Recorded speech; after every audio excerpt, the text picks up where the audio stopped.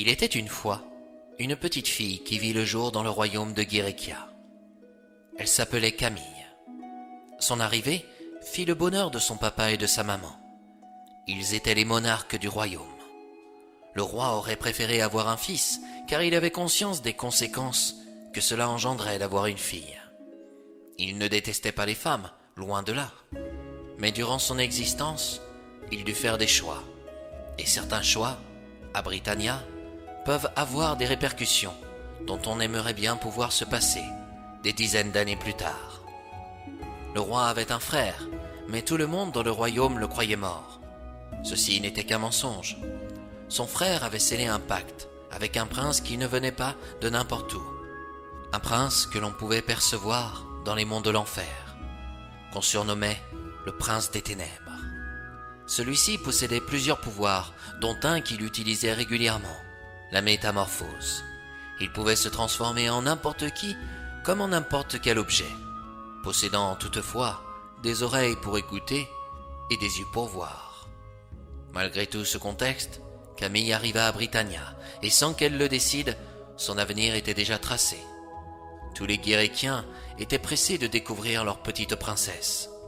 En arrivant sur le balcon, la foule cria des hurrahs et souhaita une longue vie au roi et à la reine. Camille ne comprenait pas trop ce qu'il se passait, ni la raison de la venue d'autant de personnes, quand soudain, un énorme nuage noir se fit percevoir dans le ciel. L'orage retentit.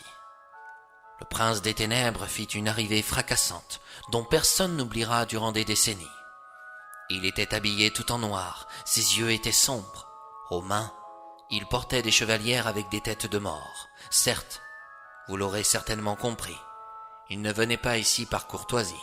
« Mon Altesse, dès que j'ai appris la nouvelle, je me suis dit qu'il fallait que je vienne voir cette petite princesse. »« On ne la touchez pas !» s'écria le roi. « Oh, rassurez-vous, il n'est nul dans mon intention de l'approcher alors que ce n'est qu'un poupon. Que pourrais-je en faire? Toutefois, lorsqu'elle grandira et qu'elle deviendra une femme, c'est elle qui fera tout pour que je vienne. » « Certainement pas !» coupa le roi. « Maël, soyez raisonnable. Une femme reste une femme.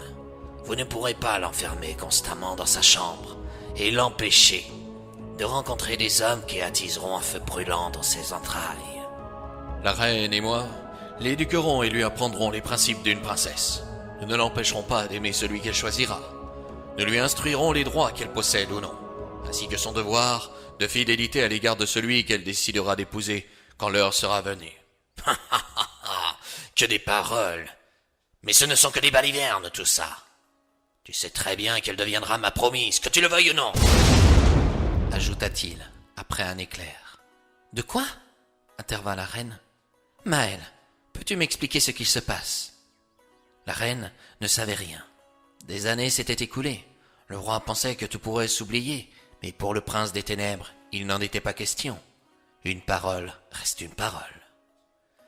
Majesté, dit-il à l'égard de la reine, votre cher et tendre époux ne vous a certainement pas avoué que lorsque vous accoucherez de votre premier enfant, dans lequel cas où ce serait une fille, qu'elle deviendrait ma promise. Comment? Maël, rassure-moi, dis-moi que ce n'est qu'un cauchemar.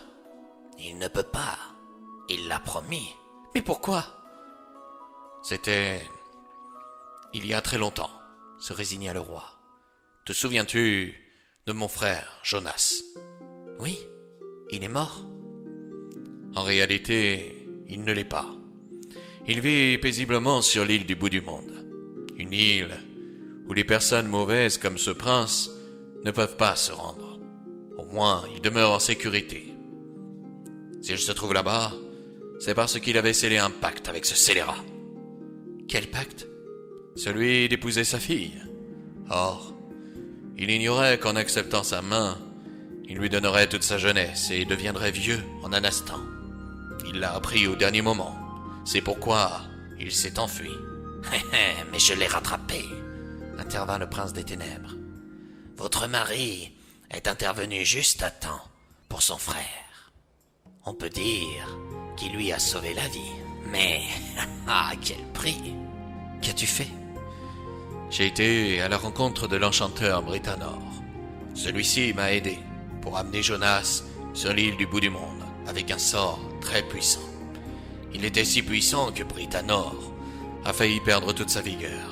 Ah, je me souviendrai toujours de cet instant, dit le prince des ténèbres. J'avais une opportunité incroyable de pouvoir l'anéantir, mais votre mari m'a fait une promesse en lui épargnant sa vie. Il vous a promis notre fille, devina la reine. Je vois que vous n'êtes pas si sotte, Majesté. Vous comprenez vite, mais vous oubliez une chose. En épousant votre fille, je succéderai alors à vous dans ce royaume afin de faire régner le chaos et la terreur. Mais elle n'est point responsable des agissements de son frère, s'emporta la reine. Agathe, dans ma famille, je suis l'aîné. J'ai promis à mes parents, lorsqu'ils se sont envolés, de bien veiller sur Jonas. Tu devrais arrêter avec tes promesses. Ce n'est pas digne d'un monarque. Je ne l'étais pas autrefois. Peut-être. Mais Camille n'a rien demandé. Aujourd'hui, elle doit payer pour des décisions qui ne la concernent même pas, lâcha-t-elle, en se retirant dans ses quartiers avec fureur. Le roi fit face au prince des ténèbres. Il avait réussi son coup. Sa femme se trouvait en colère contre lui. D'un certain point de vue, elle avait raison, mais une promesse restait une promesse. Après quelques secondes de silence, le prince des ténèbres ajouta. J'ignore pourquoi je fais ça, mais je vais laisser la petite Camille grandir jusqu'à ses 20 ans. Pour me l'enlever ensuite, lâcha le roi. Non, pour qu'elle fasse ses propres choix, qu'elle prenne ses propres responsabilités. Jusqu'à ses 20 ans, cela lui laisse le temps de trouver un bon prétendant, non? Si leur amour est clair comme de l'eau de roche, ajouta-t-il, alors ta promesse disparaîtra à mes yeux. Mais si Camille ou son compagnon ne s'aiment pas assez et se trahissent sans se le dire, alors je reviendrai dans votre vie pour l'épouser. Tu ne reviendras pas. Je te le souhaite. Mais ce combat est déjà perdu d'avance. Les Britanniens sont en quelque sorte un peu comme les Terriens. Ils ne savent pas s'aimer dans la durée. Ils en veulent toujours plus. Scellons un pacte, comme gage de ma bonne foi à ton égard. Le jour où je te le rendrai, alors ta fille restera auprès de toi, et ton royaume ne connaîtra pas les flammes de l'enfer. Mais j'en doute. Le roi posa son sceau avec angoisse, puis le prince des ténèbres disparut avec l'orage en un clin d'œil. Le ciel bleu retrouva toute sa splendeur, mais il manquait une personne sur le balcon, la reine. Celle-ci pleurait et n'arrivait pas à comprendre pourquoi son mari lui avait caché un si gros secret. Des années passaient. Camille grandissait et croquait la vie à pleines dents. Elle devenait chaque jour la fierté de tout le royaume. Elle respectait tout le monde, y compris ceux qui ne l'aimaient pas. Quand on l'insultait, certains ne comprenaient pas pourquoi elle ne se rebellait pas. Chaque fois, elle répondait « Ce sont des ignorants. Ils n'ont la foi en rien. Ils sont vides à l'intérieur d'eux-mêmes. Ils se laissent envahir par la colère et la violence. Je n'ai pas, en tant que princesse, le droit de me laisser influencer par de sombres et mauvaises pensées. » Malgré son âge, Camille paraissait beaucoup plus vieille. Elle était la fierté de son père et de sa mère. Certains jours, ceux-ci oubliaient les paroles du prince des ténèbres. Pourtant, les années passaient. Camille allait devoir se trouver un compagnon. En avait-elle vraiment envie au fond? Ce qu'elle aimait, c'était le chant des oiseaux sur le bord des rivières, les échanges avec les commerçants du marché dans la ville basse, les promenades sur le port, regarder les vagues s'échouer sur les plages et se laisser bercer par le vent tout en regardant le soleil se coucher à l'horizon dans l'océan.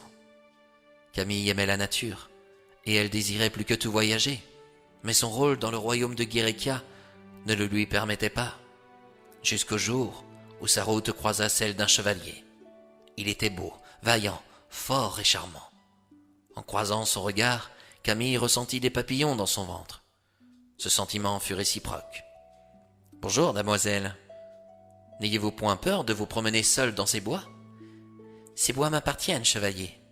Je suis la princesse Camille, du royaume de Guérékia. »« Oh! Les rumeurs n'en sont pas dans ce cas. »« Comment ça ?» demanda la princesse. « On dit qu'il y vit une princesse d'une extrême beauté dans le royaume de Guericcia. Je constate que c'est le cas. À qui ai-je l'honneur ? Demanda Camille. Je suis un chevalier, arrivant tout droit du royaume de Vanna. Mon nom est Quentin le Mortanier. Mais tout le monde m'appelle Quentin, c'est plus court.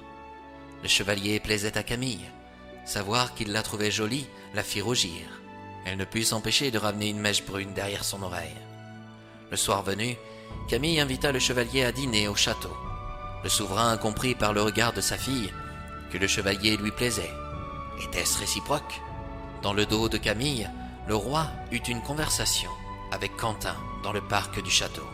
« Il me semble que vous avez observé l'attirance que la princesse a à votre égard, » dit le roi. « En effet, » affirma le chevalier. « Puis-je connaître vos sentiments ?»« Comment dire, Altesse ? La princesse Camille ne m'est pas indifférent.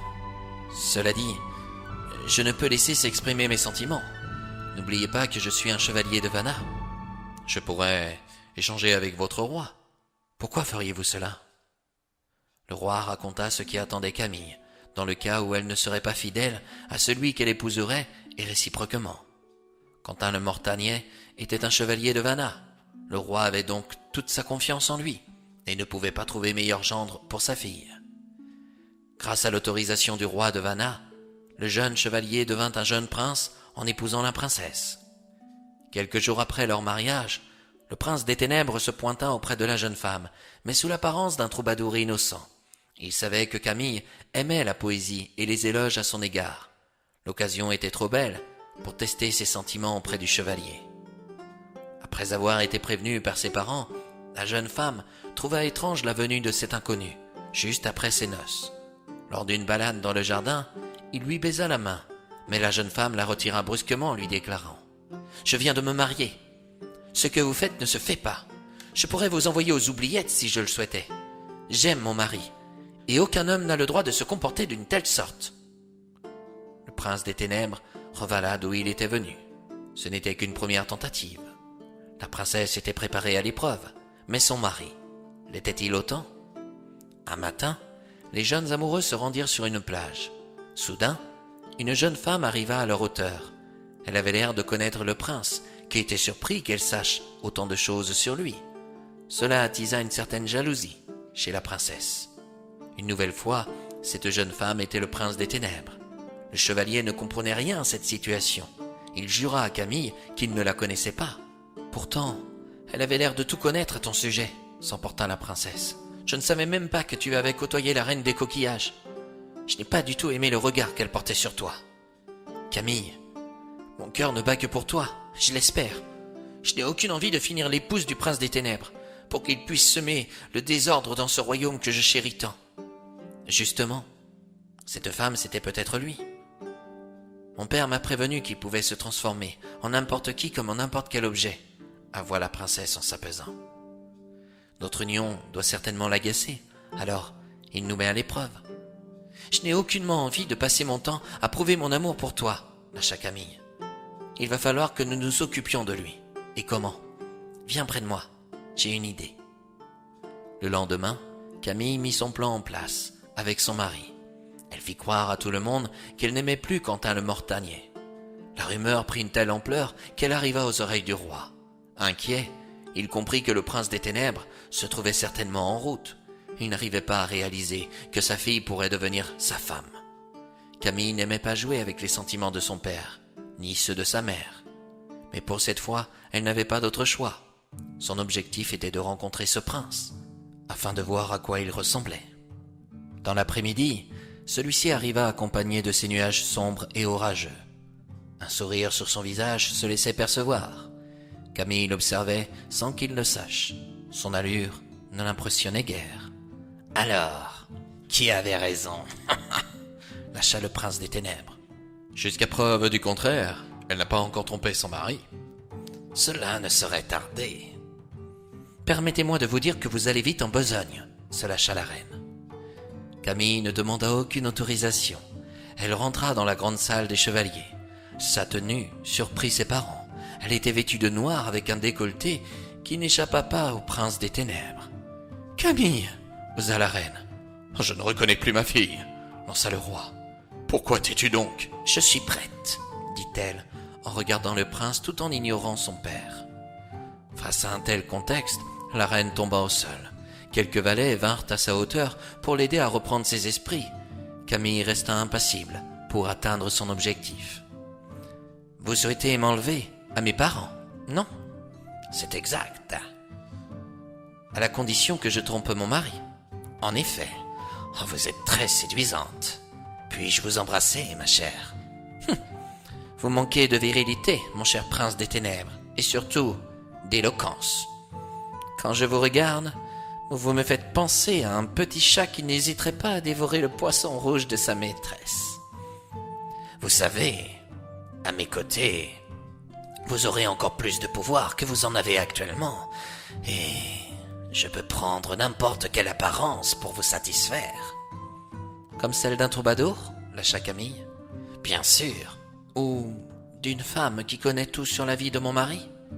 Camille, de quoi parles-tu? Intervint le roi. Ce prince des ténèbres n'a en aucun cas tenu sa promesse vis-à-vis de vous. Aujourd'hui, j'ai tout effectué pour lui faire face, afin de lui affirmer que mon amour pour Quentin le Mortagnais est aussi clair que de l'eau de roche. Oh, j'en doute, vu votre tenue, affirma le prince des ténèbres. Ces vêtements, ce maquillage, ne sont que des accessoires. L'habit ne fait pas le moine.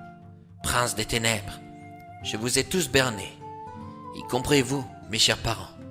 Et je m'en excuse, je n'avais pas d'autre choix pour pouvoir rencontrer ce scélérat. Ah, décidément, vous employez les mêmes mots que votre père. Et je suis fier d'en être sa fille, rétorqua Camille. Vous avez essayé de me rendre jalouse en prenant l'apparence d'une traînée l'autre jour sur la plage. Mais vous oubliez le code de la chevalerie. Un chevalier a le devoir de respecter, protéger et prendre soin de sa promise jusqu'à sa mort. Pourtant, vous avez douté. Effectivement, mais dans votre pacte que vous avez scellé avec mon père, vous avez textuellement écrit que si notre amour à Quentin le Mortagnais et moi se trouvait clair comme de l'eau de roche, qu'il deviendra caduc. Il n'était pas question que vous interveniez pour nous mettre à l'épreuve. Alors je vous le dis dans les yeux. J'aime mon mari, et il m'aime d'un amour encore plus brûlant que vos monts de l'enfer. Le prince des ténèbres n'aimait pas ne pas avoir le dernier mot. Voir Camille dans cette tenue si vulgaire l'incitait au plus profond de lui à l'amener de force dans son royaume. Mais le roi déclara: « Une promesse reste une promesse. » Dégoûté, il rendit le pacte qu'il avait signé avec le roi. Camille enleva à ses parents et tout le royaume une angoisse vieille et profonde qui traînait dans chaque cœur. Le soir venu, lorsqu'elle retrouva Quentin le Mortagnais dans leur chambre, ils eurent du mal à réaliser qu'ils n'avaient plus cette épée de Damoclès sur leur tête. Pour lui faire plaisir, Quentin le Mortagnais lui offrit des chocolats. « Il me semble que ce sont tes préférés. »« Je ne sais pas si c'est raisonnable. »« Crois-tu que notre amour le soit ?» demanda Quentin. « Bien sûr. Regarde le bon côté des choses. Si ce prince des ténèbres n'était pas intervenu dans ma vie de princesse, jamais je n'aurais pu t'épouser. Le roi de Vanna n'aurait pas accepté la demande de mon père. Et mon père aurait-il agi ainsi à ton égard? Tu as toujours su être positive, Camille, et c'est ce qui fait ta force et ton charme. Ce soir, je n'ai pas besoin de chocolat, mais plutôt de toi. Tu sais, tu n'étais pas si mal dans ta tenue de sorcière. Tu as envie que je t'ensorcelle? J'en suis déjà envoûté, mais où as-tu déniché une telle robe? C'est Manon, ma couturière, qui me l'a conçue. C'est elle qui a aussi réalisé ma robe de mariée. On pourrait peut-être lui permettre de vivre de son talent dans le royaume, afin d'en faire profiter tout le monde. Qu'en penses-tu? Ah, ce serait une excellente idée. En plus, c'est son rêve. Et c'est ainsi, mes chers amis, que nous arrivons à la fin de cette histoire. Camille eut le droit à une vie heureuse auprès de son chevalier, qui devint prince puis roi quand les monarques moururent. Ensemble, ils fondirent une famille, et durant des décennies, le royaume de Guérékia vécut dans le bonheur. Par cette histoire, vous comprendrez qu'il est important de s'aimer, mais aussi de communiquer. La confiance, dans un couple, se construit sur la communication. Et puis, il est capital de prendre le temps pour se connaître. Comme dans toutes les histoires d'amour, nous rencontrons des bas et des hauts. Lorsque vous remontez d'un bas, que vous faites preuve de compréhension, d'écoute, voire de pardon, alors soyez sûr d'une chose, que vous consolidez durablement votre histoire. La vie peut devenir noire à celui ou celle qui choisit, à ce qu'elle le soit. Pour Camille et Quentin le Montarnier, elle ne le fut pas, mais elle restera à jamais dans la lumière pour tous les Guériquiens et les Guériquiennes.